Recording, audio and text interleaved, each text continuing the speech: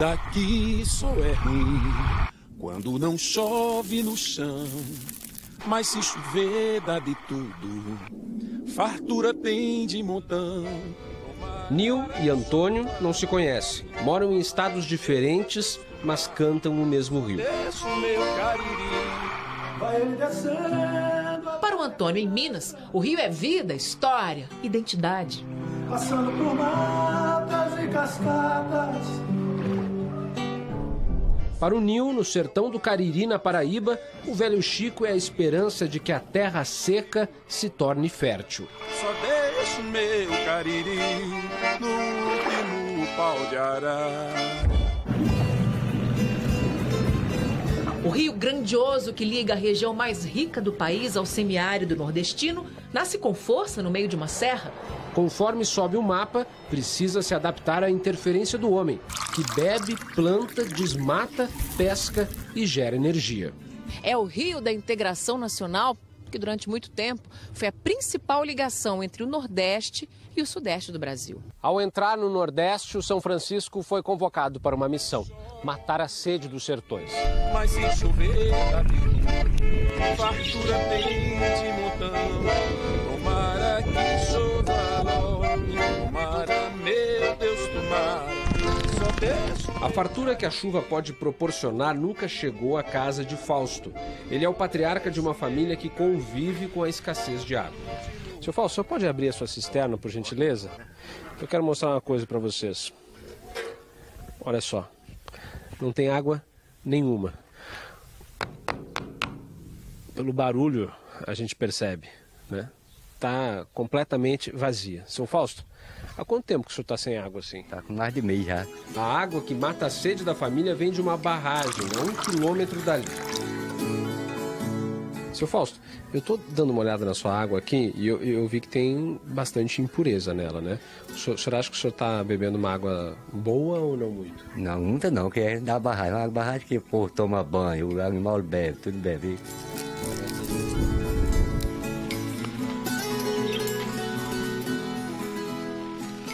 Foi para levar água potável a famílias como a de Fausto que surgiu o projeto de transposição do Rio São Francisco. O primeiro rascunho tem cerca de 170 anos, quando o Brasil ainda era um império. Pelo traçado natural, o rio cruza 5 estados, passando por mais de 500 cidades. A transposição cria uma nova rota em direção aos sertões.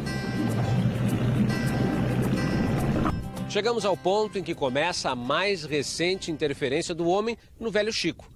Bem aqui tem início o desvio de parte do rio para regiões secas do Nordeste. São quase 500 quilômetros de canais de pedra e concreto, divididos em 2 eixos, que levam o São Francisco para 4 estados.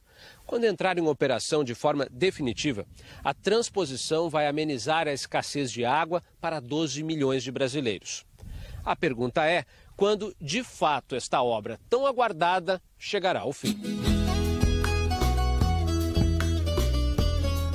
A construção se arrasta há 12 anos. No início, a previsão era gastar 4,5 bilhões de reais. Até agora, o governo já gastou mais de 10 bilhões. A transposição está dividida em 2 partes. O eixo norte, que leva água principalmente para o Ceará, e o eixo leste, que abastece Pernambuco e Paraíba. Ao percorrer as obras da transposição, os problemas começam a aparecer. Este aqui é um deles. Houve um deslocamento de placas de concreto neste canal auxiliar que recebe a água da chuva. Neste outro ponto, a falha na estrutura abriu uma fenda no solo.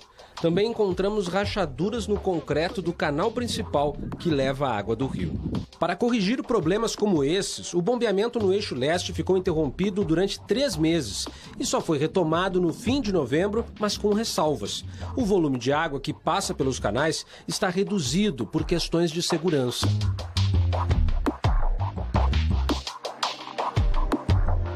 O Ministério do Desenvolvimento Regional explica que o surgimento de serviços adicionais demandou novas reprogramações de prazos e que foi necessário ajustar valores dos contratos. Um relatório da Controladoria Geral da União aponta indício de superfaturamento de 37 milhões de reais. Os erros na construção atrasam a obra e fazem o Manuel adiar o sonho de voltar a plantar no seu quintal.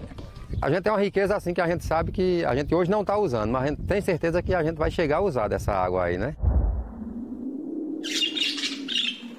O silêncio do semiárido contrasta com o som vivo do rio que nasce 2.400 quilômetros ao sul.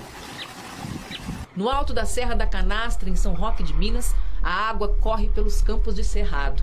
Aqui começa o São Francisco. Suas águas vão banhar São Roque de Minas. Nesse ponto aqui, depois do encontro de riachos e de algumas nascentes, a gente já começa a ver o São Francisco que a gente se acostumou. Mas é logo depois daquelas pedras ali que ele se revela como ele realmente é, gigantesco, imponente. A primeira queda, de 186 metros, forma a Cachoeira Cascadanta, uma das paisagens mais bonitas do Brasil. Daqui para frente, o rio ganha força para atravessar todo o estado de Minas Gerais e também o nordeste do país. Pelo caminho, mata a sede, garante peixes, a produção agropecuária, a geração de energia elétrica. E apesar de tanto servir ao homem, vai ser vítima dele durante quase todo o percurso. E as primeiras agressões começam assim que o rio desce a serra. Durante 100 anos foi o garimpo de diamantes e as marcas ainda estão por lá.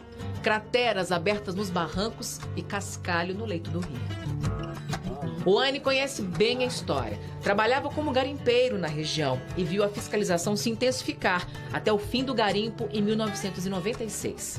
Então aquilo ali foi tudo tirado, a terra, a vegetação, para chegar no cascalho. Tudo isso que era retirado caía onde? No Rio São Francisco, foi tudo para o Rio São Francisco. Se o garimpo ficou para trás, o esgoto é um desafio atual. Segundo a Agência Nacional de Águas, 300 toneladas de esgoto todos os dias são lançadas nos rios da Bacia do São Francisco. O rio hoje carece de cuidado, apoio, até porque doente não doa sangue. É o caso do rio. Percorremos 80 quilômetros de estrada de chão, desde a captação no Rio São Francisco até a última estação de bombeamento do Eixo Norte, para chegar a este reservatório, um dos mais importantes do projeto, a barragem Negreiros. O reservatório esteve cheio em agosto do ano passado, quando a obra foi inaugurada pelo então presidente da República, Michel Temer.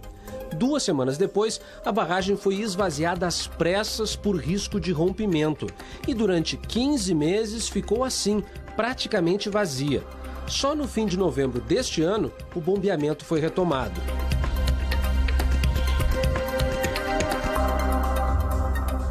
A 1 quilômetro dali, vivem 35 famílias colocadas aqui pelo governo, após cederem os seus terrenos para a passagem do canal da transposição. Nas ruas, placas indicam a rota de fuga.